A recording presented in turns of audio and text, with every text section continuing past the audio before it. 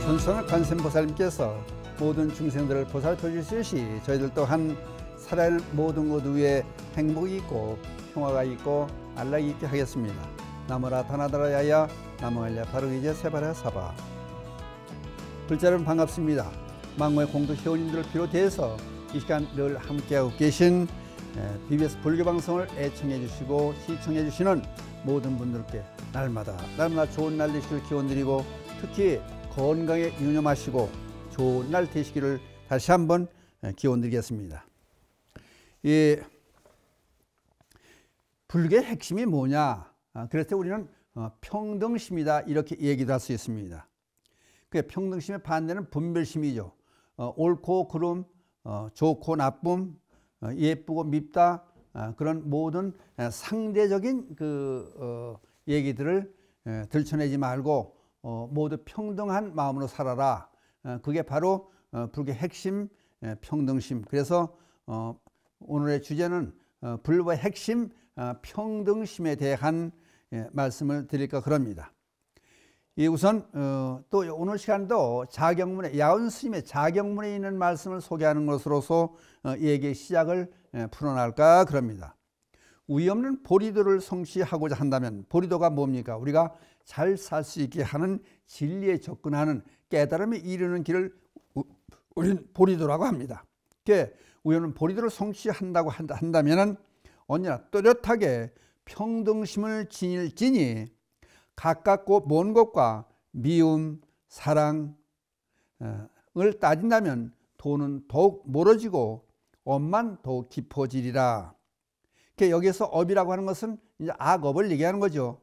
그러니까 좋고 그름, 미움과 사랑, 이 상대되는 모든 것들을 서로 따지면은 그것이 바로 도에서 멀어지는 길이고 나쁜 일만 벌어지게 된다. 그런 얘기가 됩니다. 다시 말씀드리면 평등심은 불교의 핵심이다. 그런 말씀도 같이 드리고, 여기서 귀하고 천한 것, 귀하고 천한 게 뭡니까? 귀하고 천하다는 거 간단히 이제 우리 일상생활 소개를 한번 해보면요. 여러분들, 저나 여러분들이나 길 지나가다가 먹은 것을 토해 놓고 또 대변 소변을 길바닥에 놔놓은 걸 앞으로 지나가다 보면 더럽다고 코를 막고 고개를 돌리고 안 볼라 그러고 욕을 하고 지나가지 않습니까? 그런데 막상 우리 몸속에는 그 더러운 것을 전부 가지고 간직하고 살아가지고 있지 않습니까? 똑같은 그 더러운 분비물이, 배설물이 밖에 나왔을 땐 더럽다 그러고, 또 자기 자식이다 사랑하는 사람이 몸속에 다 가지고 있건만 그걸 좋다고 물고 빨고 껴안고 뽀뽀를 하고 그러지 않습니까? 그러니까 이게 이제 차별심이 되는데, 그런 거 없이 살아라, 이제 그 얘기가 되는 거예요. 그래서 심지어 불교에서 중요하게 생각하는 게 뭡니까? 여기 보면은 이런 말이 나와요. 심불급 중생 시삼무차별. 시삼 무차별. 그러니까 마음과 부처와 중생, 이 셋은 차별이 있을 수 없다. 그러니까 심지어 극에서 극을 달리는 거예요. 우리가 가장 존경하고 우리의 갈 길로 사는 성불의 길, 부처의 길이라고 하는 건 부처님을 중생과 차별이 없다. 이건 대단한 거예요. 평등사상이. 불교의 평등사상이란 바로 이거예요. 우리 교주를 부처님이나 우리 중생들이나 똑같이 평등한 마음으로 본다. 이게 얼마나 중요합니까? 그러니까 모든 사람이 부처가 될 수 있는 가능성이 있다고 하는 거예요. 이게 전 세계에 있는 그 수많은 종교 중에 이렇게 얘기하는 종교는 하나도 불교 이외에는 있을 수가 없습니다. 그렇다 보니까 여기에 이제 아까 소개해드렸습니다만은 마음과 부처와 중생, 이 셋은 차별이 있을 수 없다. 이런 얘기까지 나왔습니다. 이게 사실은 대단한 아주 위대한 얘기예요. 이게 말이죠. 이제 그 예로다 부처님 당시에 부처님 10대 제자 중에 지게 우발이 존재가 있지 않습니까? 그 우발이 존재가 누구예요?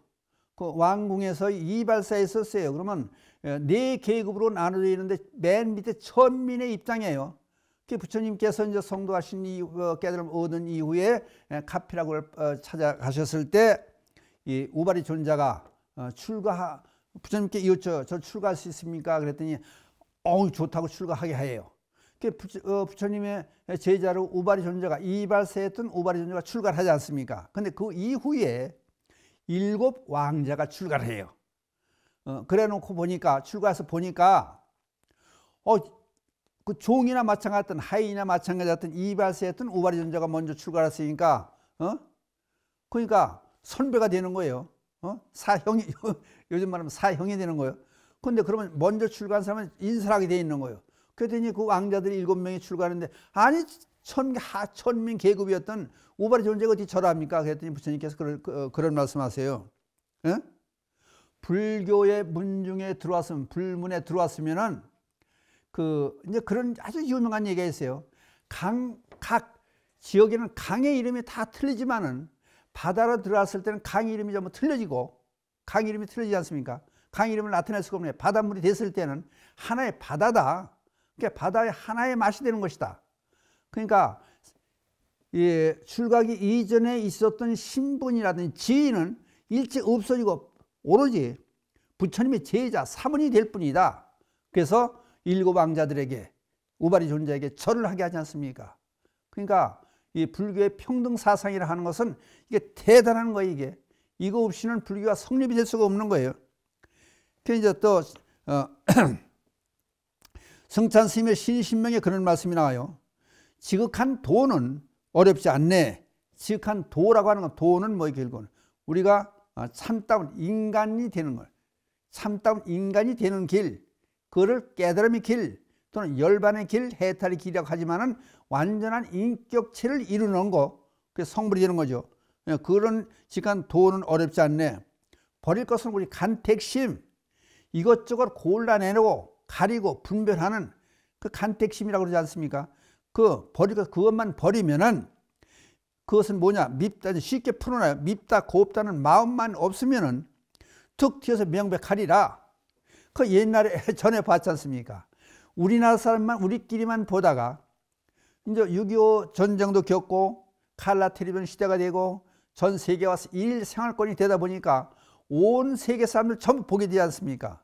그러니까 우리 동양 황인 정도 우리끼리 보다가 백인도 보고 흑인도 보고 뭐 눈 파란 사람도 보고 별별 사람들 보니까 잘나고 못난 것은 분간을 못하는 거예요. 각 특색이 있으니까.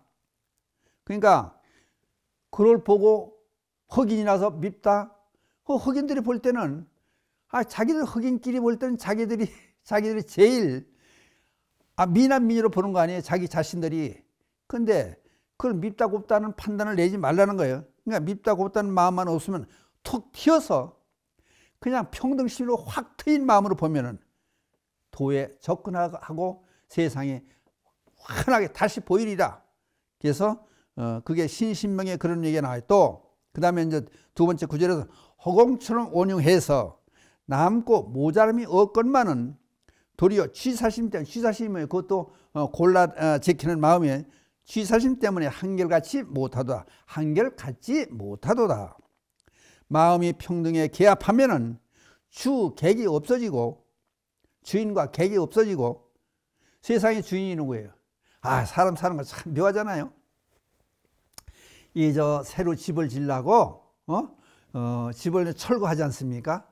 그럼 집 100평 굉장히 크네 그러지 않습니까? 근데 막상 헐어놔 가지고 땅을 맨날 100평 이렇게 금을 그어놔봐요. 참 적어 보여요. 근데 그 적어 보이는 그 가운데 거기다 집을 지어 가지고 콘크리트로 세워놓고 이렇게 담을 쌓고, 여기는 안방, 여기는 건너방, 여기는 거실, 여기 화장실, 그걸 분간을 해놓고 요거는 내 집이다. 그렇게 우리는 마치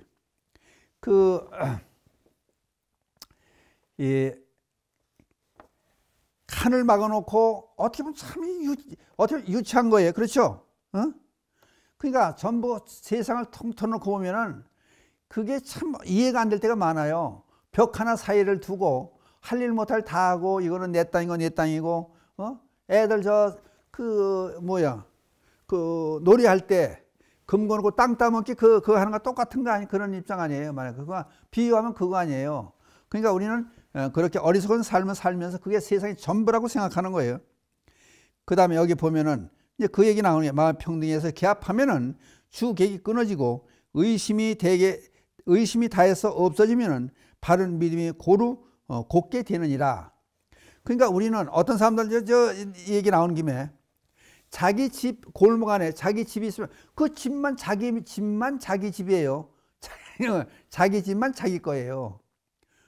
근데 그 앞에 길이 골목 길도 자기 땅인지 착각하고, 어떤 사람은 거기다 그 콘크리트로 막 이 콘크리트 기둥을 세워놓고 뭐 타이어도 갖다 놓고 돌멩이도 갖다 놓고 바켓스 갖다 놓고 다른 차 세워놓지 못하게. 그게 자기 길이 아니잖아요. 심지어 한번 예를 들어봐요. 제가 이 도시에 있는 건물에 돌출 간판이라고 있지 않습니까? 돌출 간판을 튀어나오게, 건물의 벽에서 튀어나오게 간판을 이렇게 만들어 놓지 않습니까? 무슨 회사, 무슨 식당이고. 그러면 그거 자기 공중이 아니에요, 그게. 그러니까 시에 그 세금을 내게 돼 있어요. 자기 그 공중이 자기 공중이 아닌 거예요. 그러니까 마찬가지로 우리는 금을 거놓고 자기 거라고 따지는데, 이게 취사는 자기 거라고 고집하는, 그게 이제 분별심이지. 말하자면, 그러니까 그런 분별심을 털어놓고 튀어져 있는 마음, 그거를 내라, 그 얘기 되는 거예요. 그러니까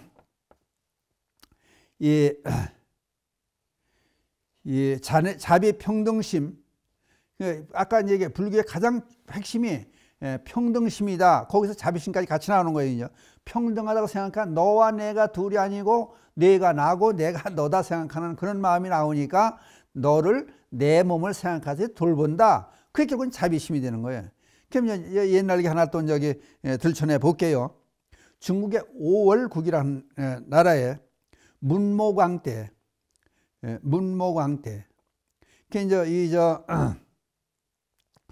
지방 태수가 이제 하나 여기 이제 이 얘기의 주인공이 되는데, 지방 태수는 각 고을의 수령이죠. 지방 장관이라고도 그러고. 이게 이제 904년에서 975년까지 산 사람이 이 지방 태수의 얘기인데, 이날에 중국에서 있었던 얘기입니다. 극심한 흉년이 들어서, 흉년이 뭐 어마어마하게 흉년이 들다 보니까 백성들이 먹고 살 게 없는 거예요. 그러다 보면 다 굶어 죽게 된 거예요, 이제. 이걸 어떻게 할 거냐? 백성들을 구해내야 되는데, 누가? 고을의 수령이 된 입장에서 백성들을 살게 만들어줘야 되는데, 이게, 아니, 흉년이어서 뭐 요 동네만 흉년이 아니고, 가뭄이 들었으니까, 그 고을 전체가 전부 가뭄이 들어가지고 흉년이 돼가지고 먹을 것이 하나도 없는 거예요.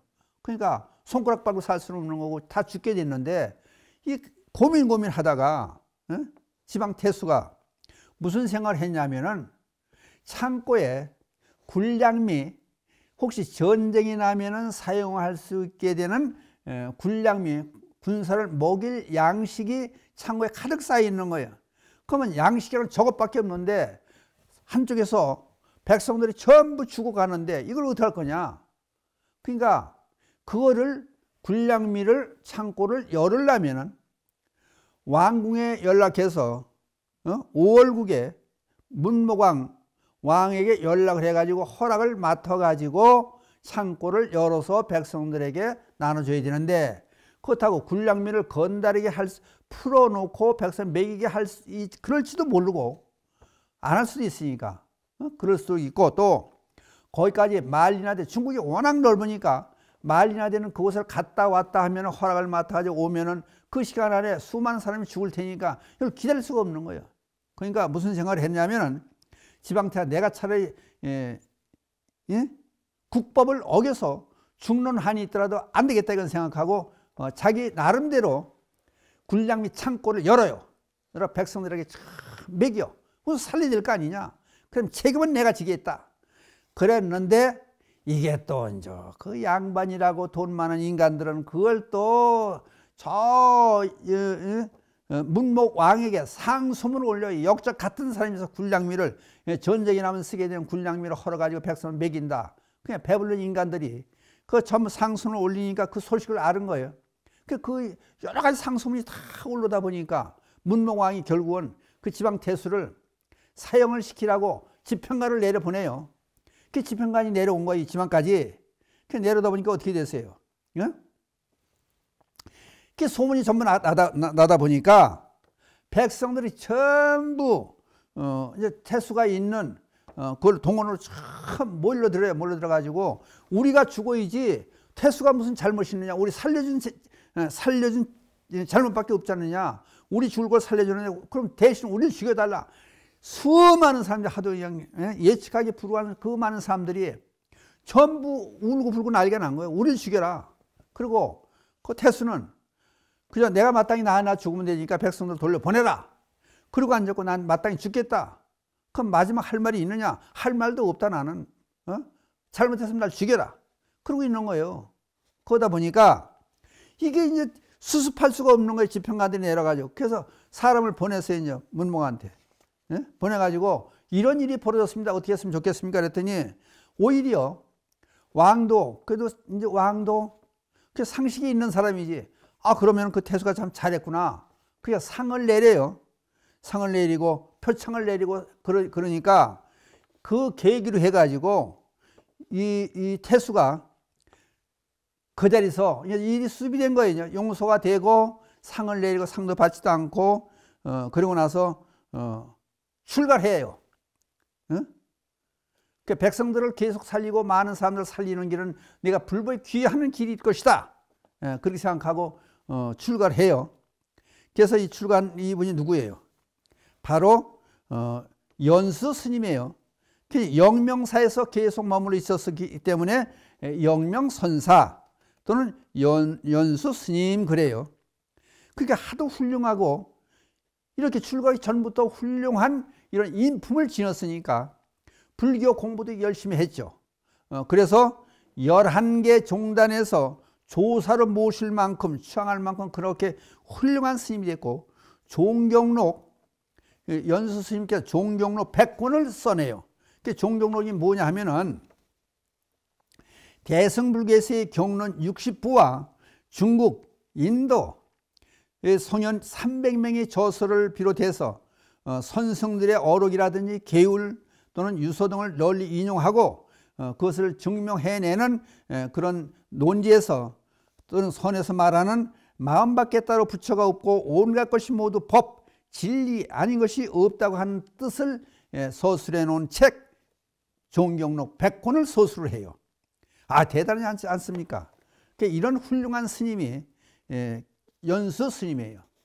근데 이 스님이 수행 중에 철두철미한 수행으로 이렇게 자기 목숨을 하나 내놓고 스님을 출가하기 이전부터 그 관로 녹봉을 받는 정부의 관리로 있을 때부터 백성을 위해서 애썼던 분이 부처의 교리를 이게 공부를 하다 보니까 얼마나 철두철미한 수행을 했겠습니까? 그래서 심지어 어떤 일이 있었냐면은 관세음보살님께서 스님에게 입에 감롯을 넣어줬다는 얘기가 나와요.